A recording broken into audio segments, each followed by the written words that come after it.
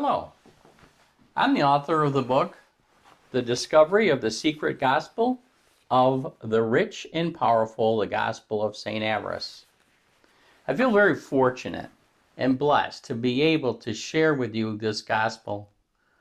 While doing some research on how our present-day politicians and business leaders were able to proudly proclaim their Christianity and being cheered on by evangelical leaders, yet at the same time espoused hate, intolerance.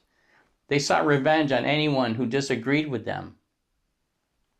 They worked hard to make sure that Americans were not getting government-supported affordable health care. And when they worked on tax reform, they made sure the money gushed up and didn't trickle down. I mean, haven't you wondered from just what gospel and just what Jesus they were getting their inspiration? Now, I'm not a New Testament scholar. As a matter of fact, all my Protestant friends are laughing as I'm a Catholic. So they're skeptical that a Catholic would know that much about the Bible. In any case, when I was growing up, I was taught that Jesus was a loving man and a man of mercy and forgiveness. He was a man who hung around the downtrodden and the poor. Yet our politicians seem more like the Romans and our evangelical leaders more like the Pharisees, who proudly strut their Christianity and condemn everyone else. But then it happened. While searching for different versions of the Gospels to see, or I might find this source that these men and women were using as guidance, I came across a copy of a Bible that said, The Gospel of Saint Avarice.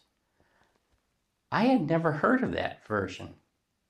It only took a few short readings to discover just what gospel our great political leaders and business people, as well as the evangelical preachers who supported them, were getting their inspiration. I began to read about a Jesus who understood the need to exclude non-believers, and in most cases to take away their rights as citizens. In this gospel, you see Jesus mocking others when it's appropriate, teaching his disciples to never, never, never admit guilt. Now, if I may, let me read a passage for you from this gospel. Brothers and sisters who can hear, listen to me. I tell you further that if someone speaks ill of you, it is your duty to speak ill of them. In fact, if you think someone even might speak ill of you because of something you have said or done, it is your duty to speak ill of him first. Mock them if necessary. If they're going to accuse you of a bad deed, accuse them of that same deed first. The apostles listened in amazement. They had never heard such wisdom. Now, isn't that powerful? Isn't that refreshing to see Jesus doing the very thing that our politicians do today and our business leaders do today? Yes, they can be vicious at times, but now we understand that they're emulating Christ in their exclusive gospel of the rich and powerful. Now, what I've done in this book was highlight many of the chapters in this gospel by telling the story of a billionaire who begins to share the gospel with his son to prepare him to do the real work of God that all our millionaires and billionaires must do as they control this world. This young man, Brett, was not a great follower of the way of Jesus in Matthew, Mark, Luke, and John. But in the Gospel of Saint Avarice, he saw a Jesus that he really respected.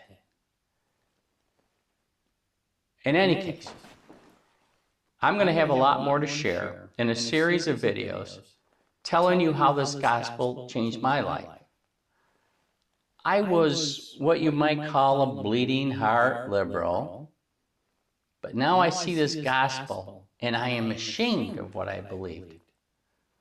I mean, how can you love everyone and treat everyone as you would yourself?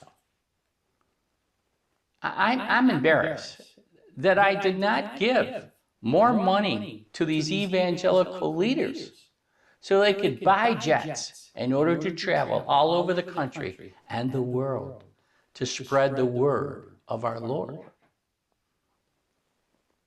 So in these videos, I will not only share parts of this Gospel of Saint Avarice, but I'll share my thoughts on my journey away from liberal interpretations of Jesus to a much more conservative, reasonable, understandable Jesus. I hope you enjoyed this video, and I also hope you will join us as we make our way through the secret gospel of Saint Avarice. So until next time, God bless you.